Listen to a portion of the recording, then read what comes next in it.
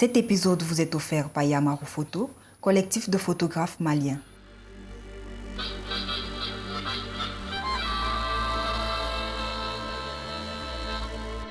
Bienvenue sur votre podcast dédié à l'art et à ses métiers, La Pause d'Art. Anecdotes, passion, parcours inspirant d'artistes d'ici pour le monde et ceux du monde pour ici. À suivre donc La Pause d'Art. En octobre 1983, à l'INA, l'Institut national des arts de Bamako, comme le premier professeur de philosophie de l'INA qui soit titulaire. Et je découvre que tous les profs avant moi ne faisaient pas des cours d'esthétique, mais ils faisaient des cours de philosophie comme dans les lycées. D'accord. Première surprise, je dis mais... quand j'arrive à l'INA et que je découvre que c'est une école d'art, je dis mais c'est pas possible. Le programme que vous me demandez d'enseigner, ça ne correspond pas du tout à ces gens-là. La réalité de ces gens-là. C'est plutôt un programme, celui que j'ai enseigné au lycée de filles, qui a un programme de philosophie d'enseignement général. Okay. Là, c'est un programme de philo d'enseignement spécialisé qu'il faut. Donc, ça intéresse la direction et donc ils me disent, ok. Donc, je fais mon propre programme de philosophie pour cette école, pour ces élèves qui étaient, j'avais 5 sections, j'avais art dramatique, comme maintenant d'ailleurs, je pense que c'est toujours comme ça, je ne suis pas sûr. J'avais une section art dramatique, une section musique, une section art plastique, une section métier d'art et une section animation, il y en avait 5. D'accord. Mais je voudrais savoir, Cheikha, quand tu découvres l'art littéraire très tôt, dès 10 ans, mais est-ce qu'on peut dire que c'est à ton arrivée à l'INA que tu rencontres ce qu'on va appeler les arts plastiques? Absolument, absolument. En fait, il y a eu, ma curiosité personnelle a fait que j'ai rencontré dans les livres, l'art, mais sans m'intéresser précisément à l'art. Mais je l'ai rencontré dans les livres. Je me rappelle de ma rencontre avec la photographie, et ce que dit la photographie, c'est dans les romans photos. Je m'amusais même à écrire les bulles. C'est-à-dire, tu sais, dans les romans photos, tu as une photo et tu as la bulle. La bulle, oui. Je m'amusais même à réécrire la bulle en me disant, si c'était moi, je dirais plus que ça. D'accord. Mais c'était un jeu beaucoup plus qu'un rapport, intéressé à l'art. Donc en fait, je découvre l'art en allant enseigner la philosophie à l'INA. Je découvre les plasticiens, les comédiens, les musiciens, et je découvre, j'apprends, je dois chercher qu'est-ce que je dois leur dire. Donc je commence. Et sur quoi t'appuies-tu mon travail, voilà. Et je dis, bon, ok, j'ai fait dans mon cursus dans mon cursus de philosophe, de l'Antiquité jusqu'à Sartre, ce que j'ai appris, c'est le rapport de la philosophie à l'art. C'est-à-dire comment, de la même manière que j'ai appris l'histoire, la philosophie de l'histoire, j'ai appris la philosophie du droit, j'ai appris la philosophie de l'économie et j'ai appris la philosophie de l'art.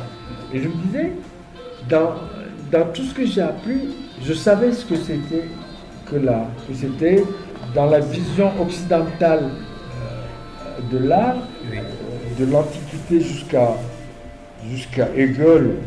L'art, c'est désintéressé.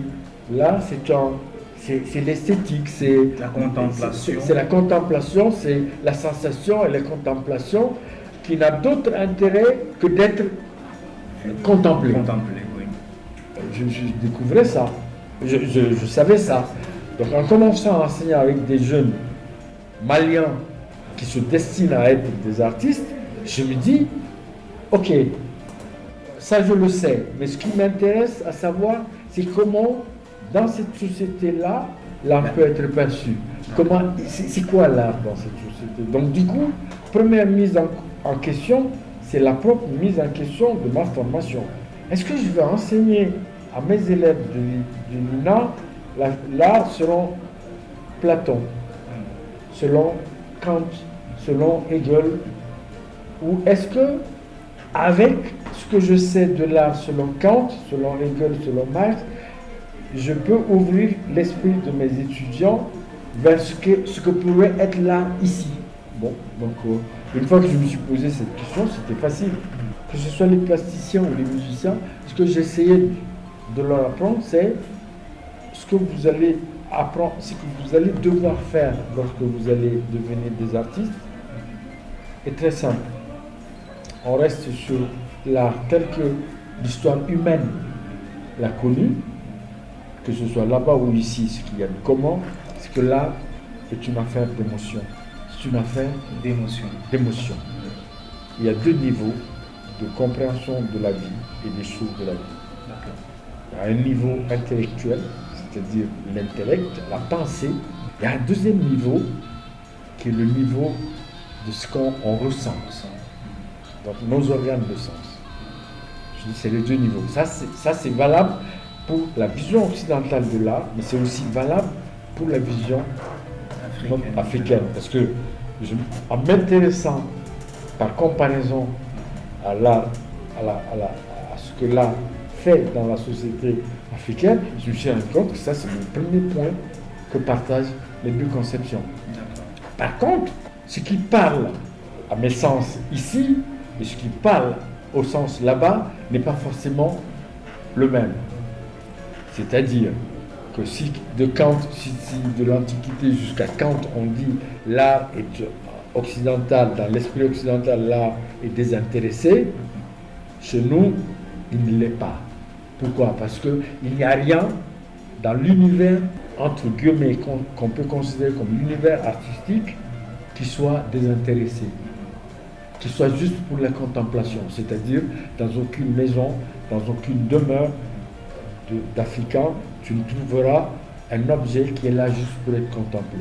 À partir de ce moment, je dis, c'est quoi où se trouve ce qui va provoquer de l'émotion? Ça se trouve à l'intersection entre l'utilité et le symbolique. C'est-à-dire, dans l'histoire de l'art occidental, jusqu'à preuve du contraire. Et même l'art contemporain donne encore plus raison dans la société occidentale à cette conception qui date de Kant. Kant dit l'art c'est ce qui n'a de sens, qui n'a de rôle que d'être contemplé. Oui. Il dit l'art ce n'est pas la représentation d'une belle chose, mais c'est la belle représentation d'une chose. Depuis ce moment-là, l'art occidental décide que l'art c'est ce qui permet à l'homme de se dire il y a tout le reste et il y a ça. Il y a la vie et il y a ça, qui complète la vie. L'art complète la vie dans la pensée occidentale. Or, quand on regarde chez nous, et je fais ce travail-là avec mes premiers élèves, en art plastique et même en danse et en musique, je leur dis, essayons de repérer ce qui fait art, que ce soit le théâtre, le côté bas, que ce soit la musique des griots, que ce soit les peintures rupestres, que ce soit le bogolon. Qu'est-ce qui en fait art? Ça fait art à partir du moment où il y a une valeur symbolique, c'est-à-dire une valeur affective non descriptible. D'abord c'est fait main, ou c'est fait pour signifier quelque chose, le symbole. Et de l'autre côté, c'est beau, c'est-à-dire ce n'est pas comme c'est fait dans le quotidien de l'utilité. L'objet usuel, l'objet qu'on utilise tous les jours, et l'objet d'art, la différence entre les deux, c'est qu'ils peuvent se ressembler, mais l'objet d'art va avoir une certaine finesse, une certaine qualité qui ne répond pas uniquement à l'utilité, mais au symbole. Donc, mais il va être utile. Et il va être utile où? Il va être utile à 3 niveaux. Je fais ce travail avec mes étudiants, 3 niveaux.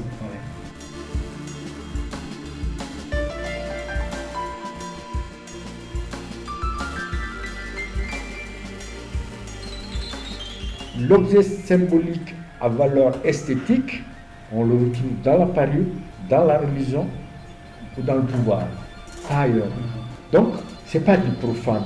Le beau n'est pas profane. L'art n'est pas profane chez nous, de toutes les manières.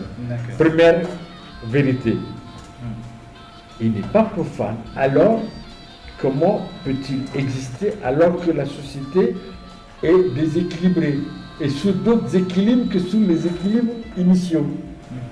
Donc ça me pousse à m'intéresser à l'histoire de l'art, à l'histoire des objets. Donc je me rappelle les premières choses que j'ai écrites sur l'art, c'est sur ce thème-là. C'est-à-dire, qu'est-ce que c'est que le projet artistique en Afrique, en sachant que l'art, l'objet d'art et l'œuvre d'art est à la fois une chose symbolique et utile. Il a deux valeurs. Qu'est-ce qu'il est dans cette société où il n'y a plus, le symbolique a changé. Le symbolique a perdu de la valeur parce que il y a eu, et c'est là où commence, si tu veux, toute ma réflexion de prof de philo, c'est que, pourquoi le symbolique est fragilisé? Il est fragilisé parce que il y a eu le premier drame. On revient encore, le drame de ma vie devient aussi un drame. Je rencontre le drame aussi dans ce qui m'intéresse. Le premier drame, c'est l'islam. C'est-à-dire, dans une société qui lie l'art au symbole, la statuette de Gaulle, toute la plastique africaine, que devient-elle lorsque elle fait face à l'islam? Elle fait face à l'islam. Aux religions même. Aux religions, d'une manière générale. Parce qu'en fait, d'abord, le premier drame, c'est la religion musulmane. Ensuite, il y a la religion catholique qui est venue avant. Contrairement à ce qu'on pense, ce n'est pas les colons qui ont dévalorisé l'esthétique africaine, mais c'est plutôt la religion catholique. C'est les deux religions d'ailleurs. Mais elles l'ont fait presque pour permettre au personnel artistique arabe et occidental de récupérer les choses. Tout à fait. Voilà, c'est presque une mission contrôlée et organisée. Donc qu'est-ce qu'on fait dans cette situation? Ce que je dis, ok, on passe à aujourd'hui. Et j'ai toujours fait avec mes étudiants, que ce soit à l'INA ou même dans les workshops que j'ai fait plus tard, ce que je leur dis, bon, ok, une fois qu'on s'est posé cette question, comment ça se fait?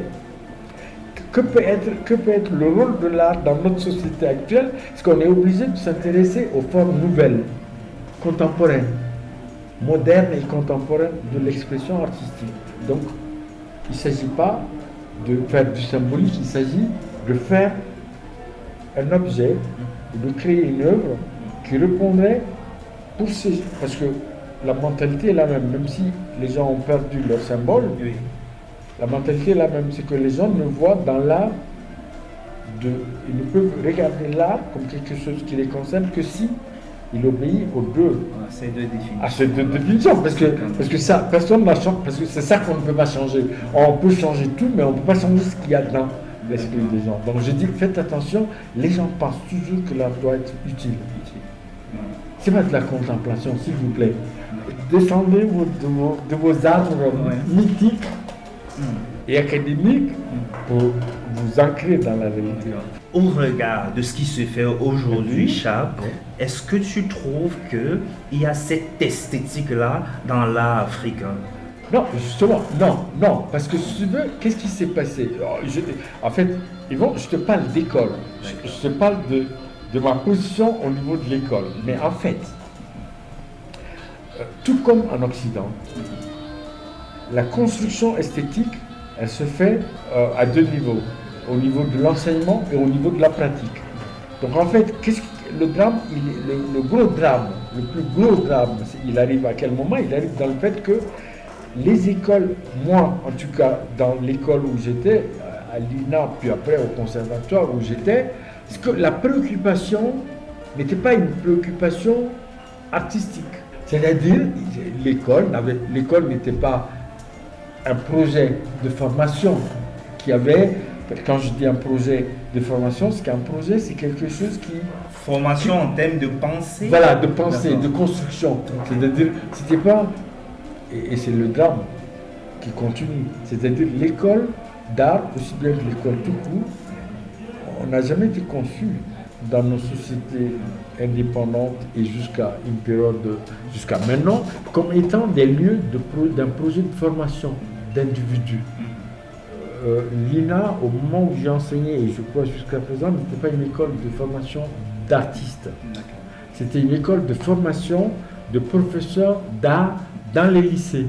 C'est des fonctionnaires qu'on fermait pour les payer à la fin du mois et qui d'ailleurs, une fois qu'ils sont sortis de l'INA, ce qu'on leur demandait, c'était d'être des profs de lycée, mais on ne leur demandait pas forcément d'être des créateurs. D'accord. Ok.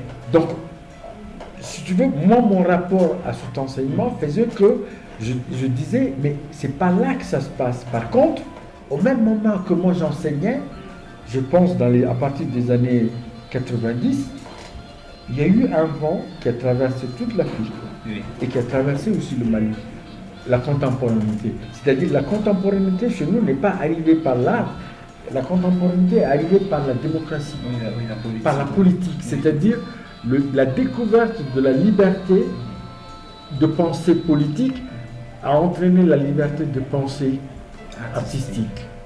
En tout cas, dans cette partie de l'Afrique que je connais. Parce que c'est à partir de ce moment qu'apparaissent des constructions individuelles d'une proposition artistique. Mais malheureusement, comme elle arrive par ce vent politique. Ce vent politique, qu'est-ce qui se passe? C'est que ça vient d'ailleurs, totalement d'ailleurs.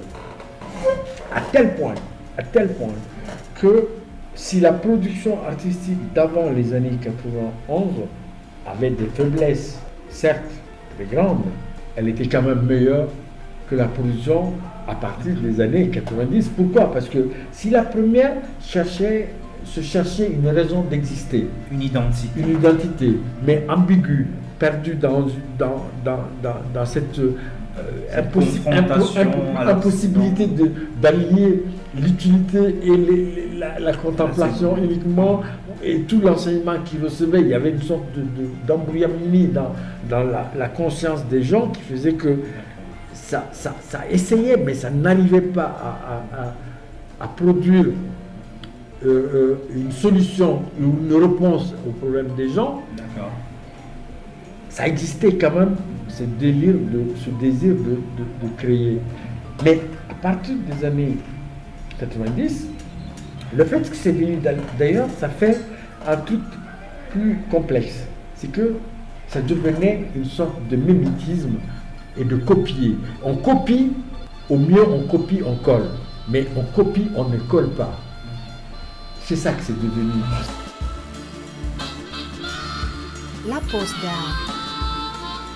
Tu sais, quand je vais dans les expos d'art plastique en Afrique, ou même quand j'en croise en Europe, ce qui m'étonne toujours, c'est que je me dis, les artistes africains, ce qu'on considère comme les artistes africains majeurs, produisent de l'art comme on en produit n'importe où sur la planète. C'est génial, c'est génial. Si on ne regarde que du point de vue, et je comprends, il y a eu ce débat fallacieux à l'époque où moi j'étais prof et que j'étais dans le milieu, c'était ces gens-là qui disaient non, je n'ai pas envie qu'on me qualifie d'artiste africain, je voudrais qu'on considère que je suis tout juste un artiste.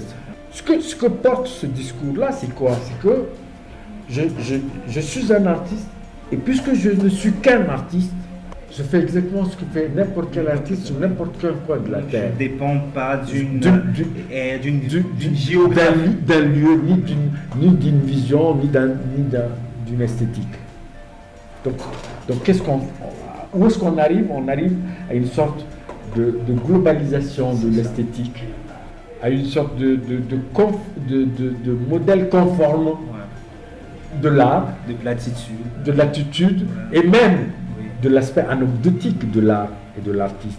Parce que quand tu regardes, moi je suis rentré dans ce milieu dans les années 90, je chemine juste dans les années 2000, et aujourd'hui, le profil type de l'artiste africain, malien, il est même dans l'anecdote quelque chose de bien précis, c'est-à-dire comment on est.